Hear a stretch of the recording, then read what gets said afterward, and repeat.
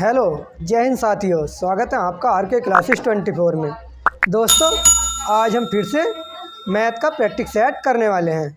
साथियों, यदि आपको हमारा वीडियो पसंद आता है तो कृपया क्लास को लाइक कर दीजिए और हमारे चैनल को सब्सक्राइब कर लीजिए। साथियों, आज स्वास्थ्य खराब होने का कारण क्लास थोड़ी छोटी होगी।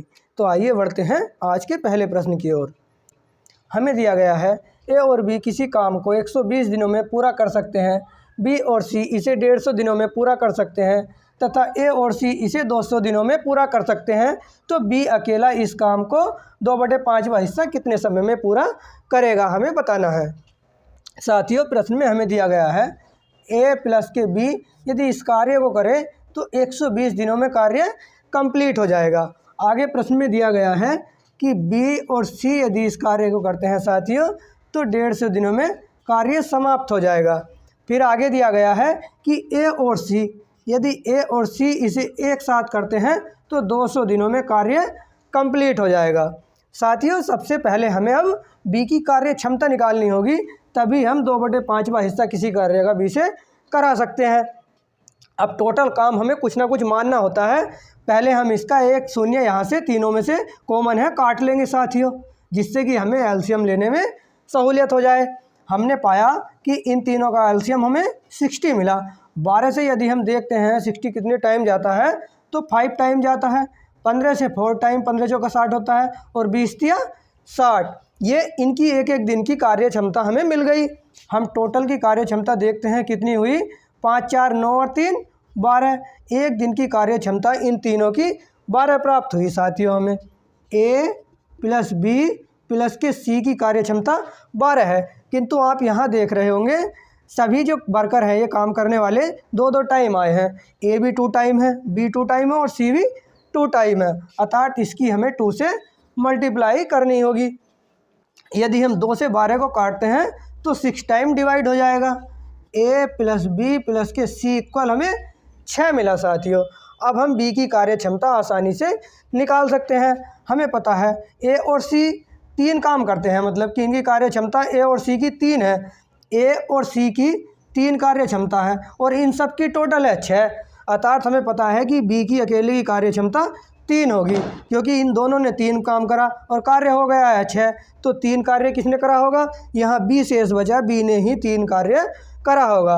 अब हमने बी की कार्य क्षमता निकाल ली है, हमें 6 मिली, वो 3 मिली, सॉरी साथियों, हमें बी की कार्य क्षमता 3 मिली।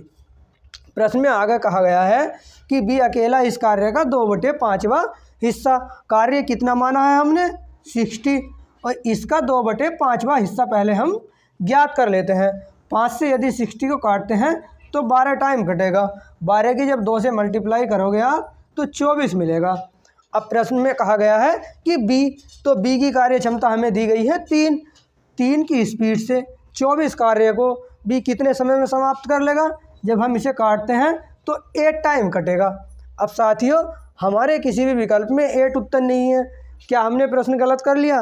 नहीं साथियों, 8 हमारा सही उत्तर है। हमने यहाँ शून्य कॉमन था, सब में से काट लिया था, तो हमें यहाँ शून्य लगाना होगा। या आप इस प्रकार समझिए कि शून्य कॉमन होने के कारण हमने 10 से भाग दे दी थी सबको, तो यहाँ आपको 8 में 10 से गुणा करनी होगी, तो 10 × 8 = 80 आपको प्राप्त हो जाएगा। विकल्प नंबर बी आपका सही उत्तर होगा।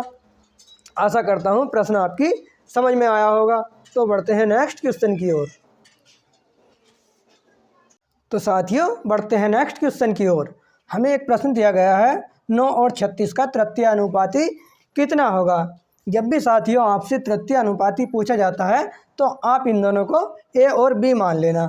हमें ए अनुपात बी और इसी अनुपात को आप आगे बढ़ा लोगे, बी अनुपात सी में आप इसे बना लोगे। अब साथियों, आपको क्या करना है, a/b बराबर b/c होगा। जब हम इनकी मल्टीप्लाई करेंगे तो b² बराबर ac आपको मिल जाएगा। साथियों, हमें तृतीय अनुपाती बताना है, अर्थात हमें c की वैल्यू इसमें बतानी है। तो c की वैल्यू होगी b²/a। आप इस फार्मूले को डायरेक्ट भी याद रख सकते हो। हम इनकी वैल्यू पुट कर लेते हैं।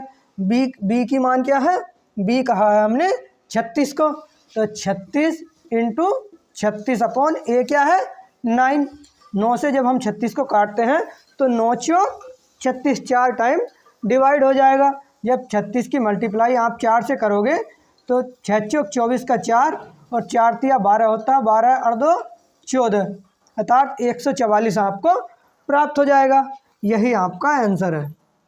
विकल्प नंबर बी सही होगा। आशा करता हूँ प्रश्न आपकी समझ में आया होगा। तो बढ़ते हैं नेक्स्ट क्वेश्चन की ओर। तो साथियों बढ़ते हैं अपने प्रश्न की ओर। हमें दिया गया है किसी धनराशि पर 8% की वार्षिक ब्याज दर पर 5 वर्ष में प्राप्त होने वाला साधारण ब्याज 3040 रुपये है। वह धनराशि ज्ञात कीजिए। साथियों यह प्रश्न आपको 3 अलग अलग तरीके से कराया जाएगा। तो आइए समझते हैं सबसे पहले सूत्र के माध्यम से। जब भी आपको धनराशि ज्ञात करनी है अर्थात प्रिंसिपल ज्ञात करना है तो आपको यहाँ ब्याज रखना है, आपको यहाँ इंटरेस्ट रखना है, गुणा के 100 अब दर रखनी है रेट, और इनटू आपको वर्ष रखना है, समय जो होगा टाइम रखना है। इस फार्मूले में वैल्यू पुट कर लेते हैं, आपको आंसर मिल जाएगा। इंटरेस्ट हमें कितना दिया है 3040 रुपये, गुणा के 100 अपॉन रेट कितनी दी है हमें, रेट दी है 8% की, और गुणा के टाइम कितना दिया है 5 वर्ष। आप इसे काट लीजिए, आपको आंसर मिल जाएगा। यदि हम इसे साथियों 8 से काटते हैं तो 8 तिया 24, यहाँ कितना बचा, यहाँ बचा 64, 8 अट्ठे 64 और 0, अर्थात यह 380 टाइम कट गया। अब यदि मैं 5 से इसे काटना चाहूँ साथियों तो 5 सत्ते 35 और 5 छंग 30, अर्थात 76 टाइम यह कट चुका। अब हम 76 गुणा 100 की मल्टीप्लाई जब करेंगे तो 7600 आपको प्राप्त हो जाएगा। विकल्प नंबर ए सही होगा। तो साथियों समझते हैं दूसरे प्रकार से इसे हम कैसे कर सकते हैं। हमें दर दी गई है 8% है, तो हम इसकी फ्रैक्शन भिन्न बना लेंगे।